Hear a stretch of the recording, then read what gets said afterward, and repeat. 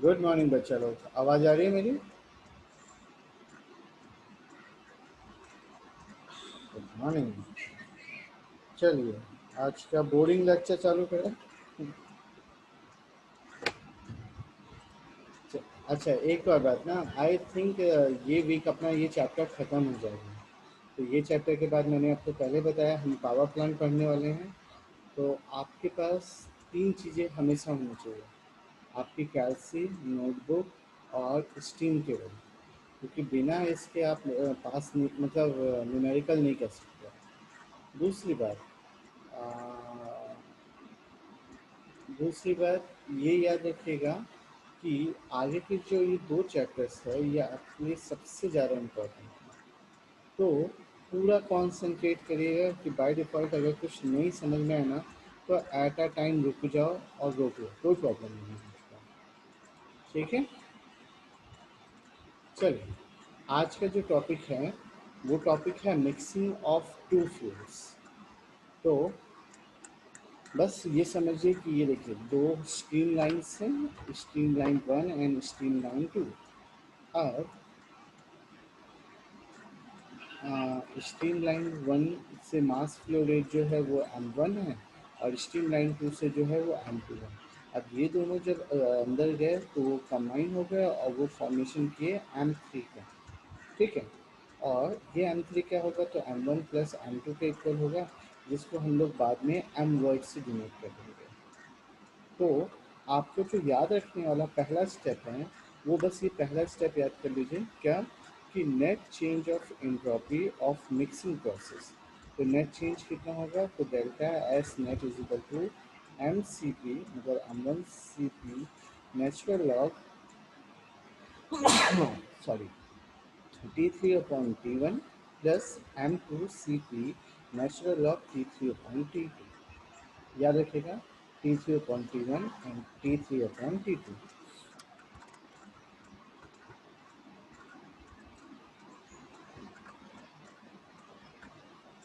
ठीक है, तो उसने ये बोला कि ये जो आपका दिख रहा है, ठीक है, इसी में अगर मैंने एक एम सी पी का मल्टीप्लाई कर दूँ, ठीक है, और ये एम क्या है, तो एम हमने पहले से बोल के रखा है कि M one plus M two है। तो इसने क्या किया, डेल्टा एस ने अपॉन एम सी पी लिखा, मतलब एम सी पी का मल्टीप्लाई किया। तो यहाँ जैसे एम सी पी का मल्टीप्लाई किया आपने, यहाँ पे भी सी पी का मल्टीप्लाई किया। तो मल्टीप्लाई और डिवाइड में होने की वजह से वो एक दूसरे से कैंसिल हो गया। तो बचा क्या, M one upon M one plus M two natural log T three upon T one plus M two upon M one plus M two natural log T three upon T two. अब मेरे ख्याल से आपने ये equation पहले से पढ़ के रखा होगा, तो बताएगा ये एक्स क्या है। राइट, क्या, इसे हम लोग बोलते हैं ड्राइनेस फ्रैक्शन। ठीक है, तो अगर ये M one upon M one plus M two dryness fraction है, तो वो वन माइनस एक्स क्या होता है, डीएमई में आपने पढ़ा था, वेटनेस फ्रैक्शन। Very good. तो इक्वेशन बना, यहाँ पे आया आपका x natural log T three upon T one plus one minus x natural log T three upon T two. अब ये देखिए, ये जो x है और ये वन माइनस एक्स है, अब मैं इसको इसके पावर पे लेके जाता हूँ। तो ये जो x है ये x के पावर में आ गया, यहाँ पे वन माइनस एक्स था। तो हमने क्या किया, इसको दो अलग अलग पार्ट्स में लिखा।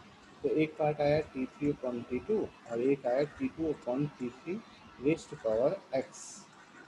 ठीक है, आप पूछोगे सर यहाँ पे माइनस एक्स था, तो एक्चुअली हमने इसका रेसिप्रोकल निकाला, इस वजह से ये माइनस एक्स जो है वो प्लस एक्स में आ गया। तो अब देखिए दोनों का ये दोनों जो है वो कांस्टेंट पावर वाले हैं, तो हमने उसको एक तरफ रखा। तो ये आया टी थ्री से टी थ्री कैंसिल आउट हो गया, इस वजह से ये बना T two upon T one rest power x. और जो दूसरा जिस पे पावर नहीं था वो है T three upon T two rest power कुछ भी नहीं। ठीक है, अब इन दोनों को मैंने कमेंट किया। अब इसके बाद उसने स्टेटमेंट दिया कि change of entropy upon M C P net is equal to होता है एन एस के इक्वल। और ये NS क्या है, तो it is a dimensionless quantity known as entropy generation number. Entropy generation number याद रखिएगा। अब ये किसके इक्वल होता है, तो ये हुआ T3 upon T1 into T1 upon T2 raise to power 1 minus x. अब देखो इस इक्वेशन को मुझे इस इक्वेशन में कन्वर्ट करना है, तो कन्वर्ट करने के लिए थोड़ा सा मैथमेटिक्स को अपन यूज़ करते हैं। पहला इक्वेशन आपका है, इक्वेशन है नेचुरल लॉग, भाई दिख रहा है, ठीक है। ये है T2 upon T1 raise to power x, और दूसरा टर्म है T3 अपॉन T2, ठीक है। और मुझे इसको किस इक्वेशन में कन्वर्ट करना है, तो कन्वर्ट करना है T3 upon T1 natural log T3 upon T1 into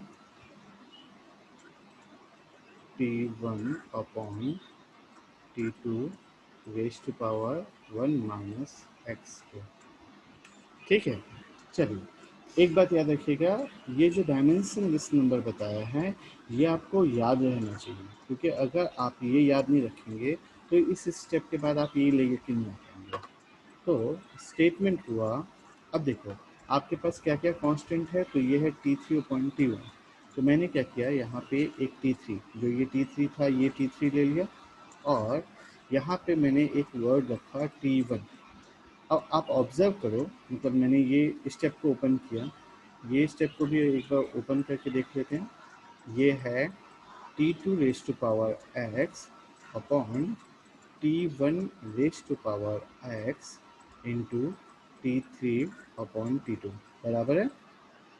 तो ये देखिए T1 raise to power x है, हमने T1 एक निकाल के रखा है, ठीक है। तो अगर ये निकाल के रखा है तो हमारा जो इक्वेशन बनेगा वो क्या हो जाएगा, T1 into T1 raise to power 1 minus x होगा। क्यों, क्योंकि T1 यहाँ पे प्लस में है, T1 यहाँ पे माइनस में आएगा, ठीक है। एक मिनट में ये मैंने गलत लिखा है, ये होगा Tx माइनस 1। अब देखिए बराबर हो गया, क्या किया मैंने, T1 को यहाँ पे प्लस में रखा मल्टीप्लाई में, और यहाँ पे T1 को माइनस में रखा। तो अब ये दोनों जब ऐड हो जाएंगे तो T raise to power x ही बचेगा, ठीक है। चलिए अब दूसरा हमारे पास क्या बचा हुआ है, तो हमारे पास एक बचा है यहाँ पे T2 raise to power x, और यहाँ पे एक T2 बचा हुआ है। यहाँ तक कोई प्रॉब्लम है, ठीक। तो नेक्स्ट स्टेप आया है नेचुरल लॉग। अब देखो आपका जो पहला टर्म था क्या, T3 अपॉन T1 वो आ गया, तो हमने क्या किया, T3 अपॉन T1 को एक तरफ ले लिया। अब मुझे क्या चाहिए, T1, तो T1 जो डिवाइड में है डिनोमिनेटर में, अगर मेरे को उसको न्यूमरेटर में लेके जाऊँ तो ये इक्वेशन कैसा हो जाएगा, तो ये इक्वेशन हो जाएगा T1 1 माइनस एक्स, मतलब जो पावर्स है वो एक दूसरे से बदल जाती है। तो ये हो गया -1 जो है +1 हो गया, और प्लस एक्स जो है वो माइनस, तो 1 माइनस एक्स हो गया।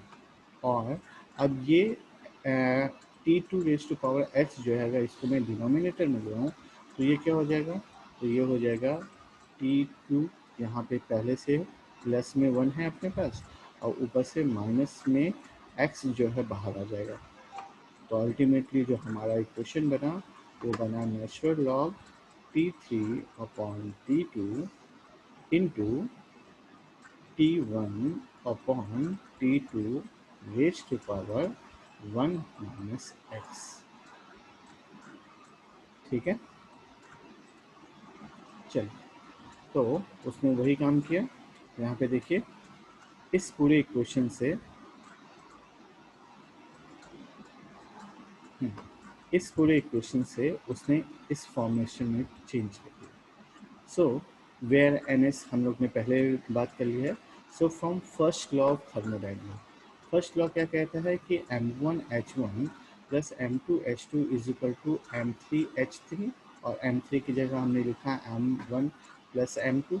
अब अगर इसे मैं डिवाइड के फॉर्म में लेके आ जाऊँ तो हमारा फिर से फॉर्म बन जाएगा M1/M1 plus M2 into H1 plus M2/M1 plus M2 into H2 is equal to H3।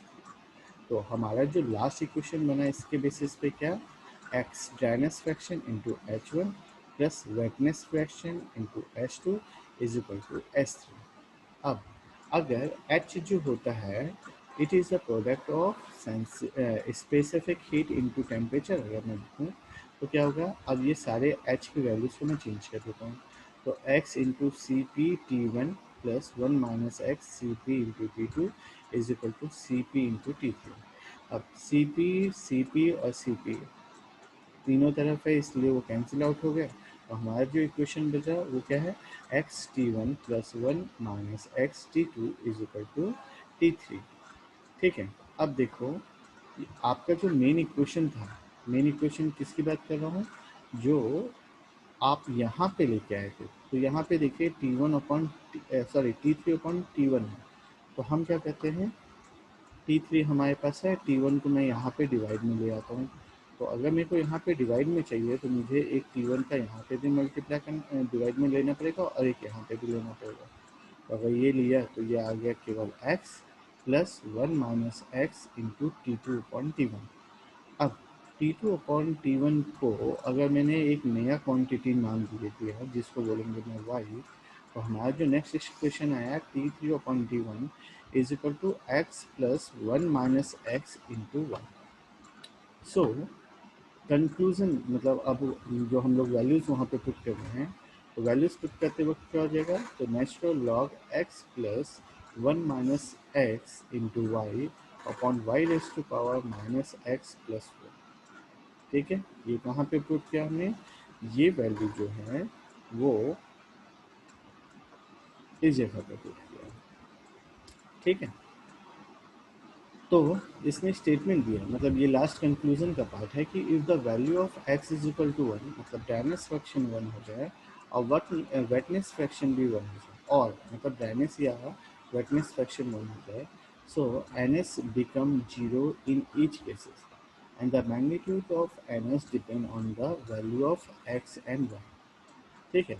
So the lost work is given by, lost work हम लोग कैसे निकालते हैं, तो I is equal to T naught into delta S net, और delta S net की जगह पे मैं फॉर्मूला लिखूँगा M into C P into N S, और एन एस को जो रिप्लेस करेंगे वो अपन ये वाला जो इक्वेशन है वो से। तो आया इक्वेशन क्या, T naught into M C P natural log x plus one minus x into Y upon Y raise to power minus x plus one. ठीक है, चलिए इसी के साथ एक न्यूमेरिकल हो जाए। न्यूमेरिकल कहता है कि 15, ये क्वेश्चन नंबर ये है ना 5.17, 5 kg air expand adiabatically in close system from 6 bar at 90 degrees Celsius to 1 bar at 40 degrees Celsius.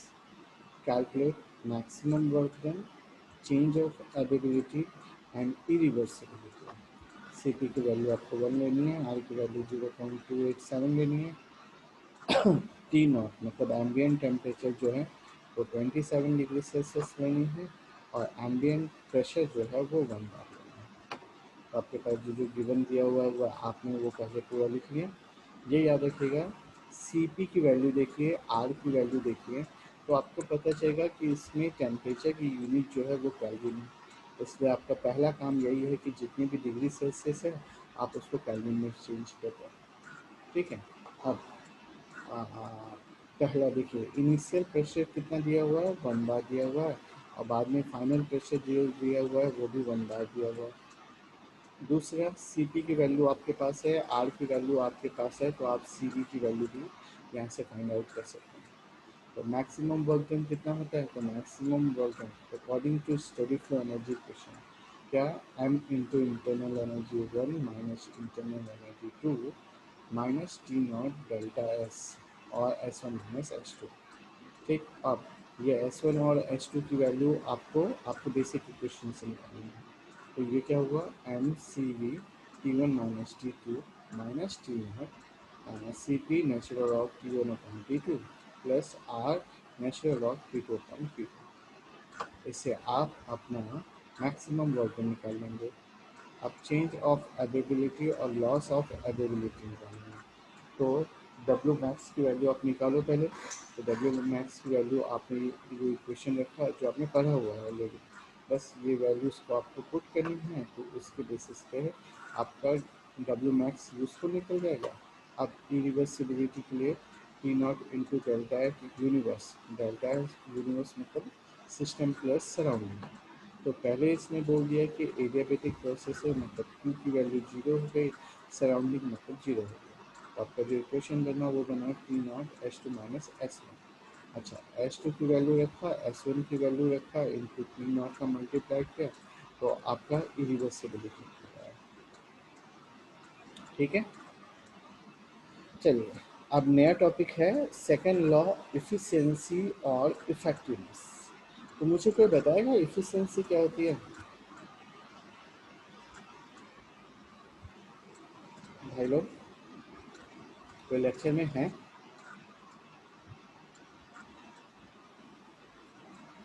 तो मेरे ख्याल से जब हम second law of thermodynamics start किए थे, तो मैंने आपको बोला था कि इफिशिएंसी के बाकी सारे फॉर्मूले भूल जाओ, और मैंने जो आपको याद करवाया था वो क्या था, कोई याद है?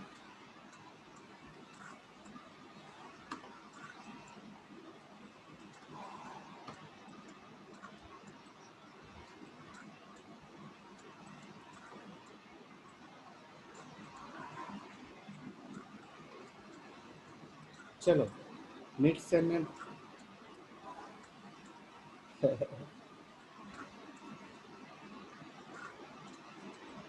क्या?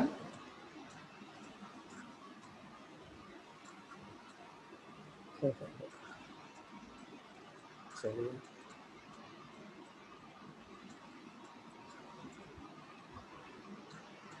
चलिए अब मैं आपके लिए 2 मार्क्स का एक क्वेश्चन पूछूंगा, ध्यान से सुनिएगा। आपने अपने घर में रूम हीटर देखा है सभी ने? ठंडियों के टाइम पे हम लोग एक हीटर लेके आते हैं जिसका प्लग लगाते हैं, उसमें कॉइल्स रहते हैं और कॉइल गर्म होकर लाल हो जाते हैं जिससे हमारा रूम हीट होता है। एग्री? सब याद समझ में आ गया सबको? तो मेरा क्वेश्चन ये है कि आप उसमें इफ़िशिएंसी निकालते हो कि सीओपी निकालते हो? सोच के बोलना, एक ही मौका रहेगा आपके पास। चलिए, एक ने बोला सीओपी, और कोई?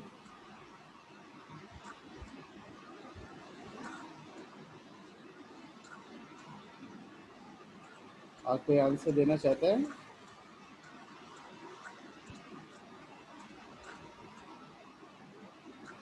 चलिए, मेरे ख्याल से और कोई नहीं देना चाहेगा।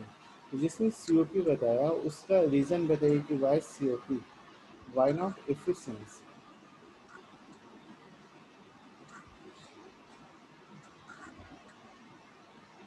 चलो, एक आंसर एफिशिएंसी है, ओके। और कोई है? चलिए भाई, ओके, विवेक ने बोला एफिशिएंसी ही है ये। ठीक है, और कोई? चलिए, तो पहले सीओपी की बात कर लेते हैं। भाई सीओपी वाले, आपका नाम क्या है? अरे है कि नहीं है भाई सीओपी? सत्यम, वेरी गुड। तो सत्यम यादव आए थे। आप बताइए कि आपने सीओपी आंसर क्यों बोला?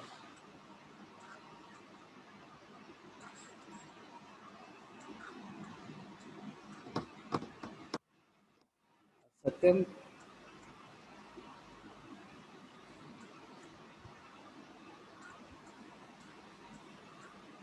अच्छा,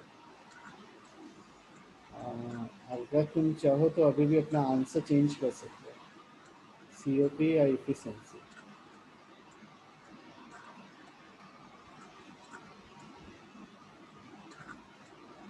बिल्कुल। चलो भैया, अब 2 लोगों ने बोला था एफिशिएंसी, एक तो विवेक जिसकी आवाज़ पहचानी, दूसरा कौन था?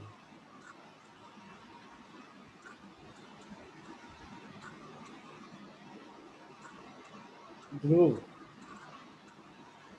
तो बताइए ध्रुव, क्यों इफिशियंसी?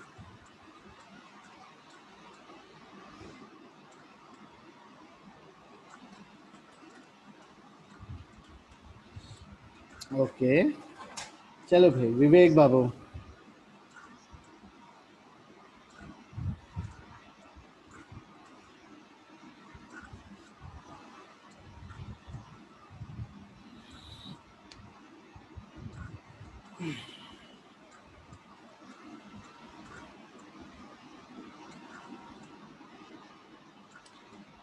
ऐसा? चलिए तो फिर इस चीज़ को, भाई करेक्ट आंसर जो है वो है सीओपी।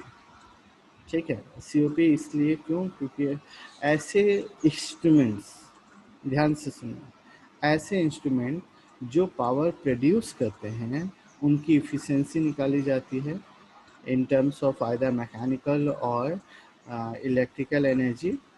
और ऐसे डिवाइसेस जो पावर कंज्यूम करते हैं उसकी हम सीओपी निकालते हैं, ये याद रखिएगा।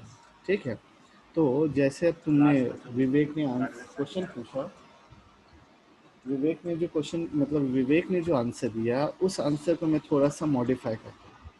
एक्चुअली 1 यूनिट इलेक्ट्रिसिटी मतलब 1000 किलोवाट आवर को जब आप कंज्यूम करते हो तो उसकी कैलोरीफिक वैल्यू जो है वो समथिंग 700 या मतलब 1000 के नीचे होती है।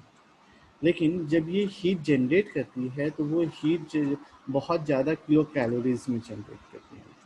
तो अगर हमें मान लो 5000 किलो कैलोरी हीट मिला और उसके कंपेयर में केवल हमने 1000 कैलोरीज दिया, तो यहाँ पे जो मैंने फॉर्मूला लिखा efficiency is equal to what we get, तो 5000 किलो कैलोरी और व्हाट वी पे तो 1000 कैलोरी। तो इसकी वैल्यू कितनी आई, तो वैल्यू मतलब वैल्यू आई 5। तो क्या इफिशियंसी 5 हो सकती है कभी भी किसी भी चीज़ की? मतलब यहाँ पे मुझे ये बात क्लियर हो गई कि एक्चुअली वो इफ़िशियंसी नहीं है, वो सीओपी है। क्यों? क्योंकि मोर देन अगर 1% आ रहा है मतलब 100% आ रहा है तो वो सीओपी होगा, इफ़िशियंसी नहीं है। क्लियर? चलो भाई सत्यम, कॉन्ग्रेचुलेशन। तो इसी के साथ आपका दो वर्ड्स, मोस्ट वेलकम, इसी के साथ आपका दो वर्ड्स आएगा, इफ़िशियंसी एंड इफ़ेक्टिवनेस। तो एक ब्रॉड माइंडेड में सुन लो। हम लोग जब किसी भी सिस्टम की एक्चुअल वो निकालते हैं मतलब इफ़िशियंसी निकालते हैं, और जब इस एक्चुअल इफ़िशियंसी से उसकी मैक्सिमम इफ़िशियंसी को कंपेयर करते हैं तो हमारा इफ़ेक्टिवनेस चेंज होता है। ठीक है, क्या बोला? Actual divided by maximum is called effectiveness. चल क्या लिखा है वो पढ़ लेते हैं। Normally, performance of process or device is measured with the help of thermal efficiency or COP. ठीक है, they are defined on the basis of first law and hence it is referred to as the first law efficiency. But this first law efficiency is not a measure of fraction of maximum work actually utilized. Therefore, there is need to define a second law efficiency as the ratio of actual thermal efficiency to the maximum possible reversible thermal efficiency under the same condition. मतलब जब आप आगे पढ़ोगे ना तो heat transfer में आपके पास आता है कि एक सिलेंडर अगर हीट ट्रांसमिट मतलब हीट रेडिएट कर रहा है तो उसने कितना एक्चुअल में रेडिएट किया और उसका कितना मैक्सिमम रेडिएट करेगा। तो ये दोनों का जब रेशियो निकालते हैं तब हम बोलते हैं कि मतलब वो जो सिस्टम है उसकी इफेक्टिवनेस जो है वो इतनी है। ठीक है, so in order to understand the clear difference between first law and second law efficiency, consider two heat engines, both have the same efficiency of 35%. At a glance, both engines seems to convert work the fraction of heat that they receive, thus they are performing equally well, ठीक है, मतलब क्या हुआ, 500 है, 300 है, engine लगा हुआ है, इंजन की इफिशियंसी 35% हुई, रिवर्सिबल या मैक्सिमम 40% हुई, तो इफेक्टिवनेस जो हुआ वो इन दोनों का रेशियो अल्टीमेटली 87.5% आया। और दूसरा सिस्टम हुआ जिसमें हीट सोर्स जो है वो 800 केल्विन का है, एफिशिएंसी 35% है, मैक्सिमम जो है वो 62.5% है, तो उसकी इफेक्टिवनेस जो आ रही है वो 56% आ रही है। मतलब क्या कहना चाह रहा है, कार्नोट एफिशिएंसी ऑफ इंजन जो है, कार्नोट एफिशिएंसी हम कैसे निकालते, 1 - T2/T1, तो वो 40% आई। इसी तरीके से सेकंड का जो निकाला वो अपना 62% आया। Means it is clear from the above value engine 2 has the greater work potential available to it, 62%, 62.5% as compared to 40%. Therefore, engine 2 should do a lot better than that of 1. It means that engine 2 performing not well 35% efficiency against theoretical 62.5%, and engine 1 performed better 35% efficiency against 40% theoretical efficiency compared to engine 2. So अब second law of efficiency या effectiveness, इसको effectiveness को हम लोग epsilon से denote करते हैं ना, तो वो कितना होगा 0.35 अपॉन 0.40, मीन्स 0.876। और इसी तरीके से second law efficiency for second engine जो आया वो कितना आया, तो वो आया 0.56। मतलब ये इंडिकेट किया जा रहा है, ध्यान से सुनिए ना, मतलब ये इंडिकेट किया जा रहा है कि अगर आपका टेम्परेचर लिमिट, मतलब 2 मिनट हमने टेम्परेचर कंपेयर किया और दोनों की अगर इफ़िशियंसी सेम आ रही है, दोनों की अगर इफ़िशियंसी सेम आ रही है, तो जिस सिस्टम का टेम्परेचर कम है उसकी effectiveness as compare to other जो है वो बहुत ज़्यादा है। समझ में आ गया, मतलब पूरा का पूरा गेम किसके ऊपर डाल दिया गया है, तो केवल टेम्परेचर डिफरेंस है, जिसका टेम्परेचर डिफरेंस ज़्यादा होगा उसकी इफ़िशियंसी मतलब तो अच्छी होगी लेकिन इफेक्टिवनेस उसका अच्छा नहीं होगा। चलिए, it means that engine 1 is converting to, बोलिए, देखो एक एग्जांपल लेते हैं, दो लोग हैं, मतलब दो इंजन हैं, एक इंजन जो है वो 500 डिग्री सेल्सियस पे काम कर रहा है और एक बंदा जो है वो 800 डिग्री सेल्सियस पे काम कर रहा है। अगर दोनों की इफ़िशियंसी सेम है, ठीक है, दोनों की इफ़िशियंसी अगर सेम है, तो जब तुम इनकी इफ़ेक्टिवनेस के बारे में देखोगे कि ये कितना इफ़ेक्टिव है, तो आपको ये आइडेंटिफाई होगा कि effectiveness of first system is much better than that of second system. मतलब क्या हुआ इस चीज़ का, मतलब जस्ट एक एग्जांपल लो कि आपके घर में होंडा भी है और बुलेट भी है, ठीक है, होंडा जो है वो 500 डिग्री सेल्सियस पे टेम्परेचर पे काम करता है और बुलेट जो है वो 800 डिग्री सेल्सियस पे काम करता है। तो अगर दोनों की इफ़िशियंसी, मतलब अगर दोनों सेम पावर कंज्यूम कर रही हैं, तो ये आपको आइडेंटिफाई होगा कि इसका मतलब होंडा का जो इफ़ेक्टिवनेस है वो बुलेट के इफ़ेक्टिवनेस से बहुत ज़्यादा अच्छा है। क्यों अच्छा होगा, तो ये मैंने क्या बोला, टेम्परेचर डिफरेंस पे काम करते हैं। तो ये देखिए, ये दोनों का अगर मैं वन वाले का टेम्परेचर डिफरेंस लूँ तो इसका टेम्परेचर डिफरेंस कितना है, 200। और लेकिन अगर ये दोनों का मैं टेम्परेचर डिफरेंस लूँ तो ये टेम्परेचर डिफरेंस कितना है, 500। मतलब जिसका ज़्यादा टेम्परेचर डिफरेंस होगा उसकी इफेक्टिवनेस उतनी ही कम होती जाएगी। मैं ये समझाना चाह रहा हूँ, क्लियर है।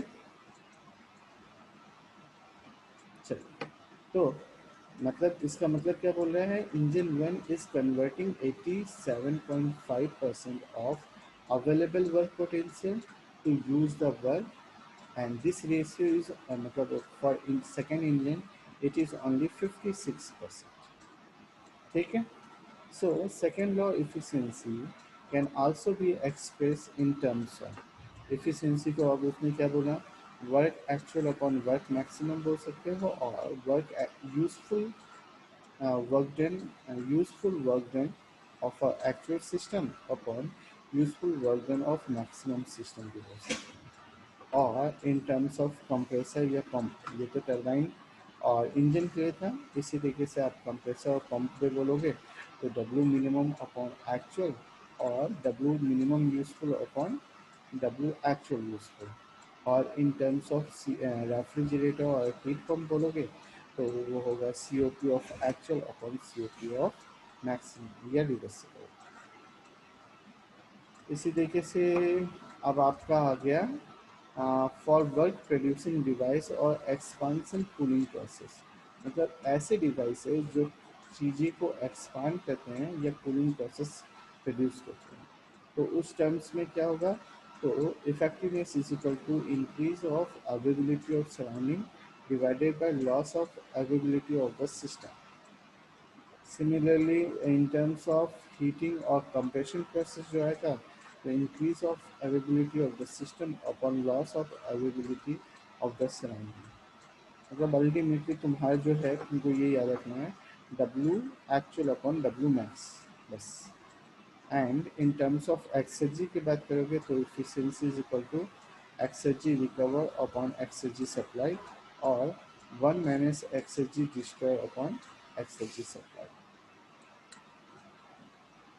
ठीक है, इसके बाद ये वाला पार्ट हम कल डिस्कस करेंगे। कल आपका ये चैप्टर जो है वो आई थिंक कंप्लीट हो जाएगा। ओके, आज यहीं रहने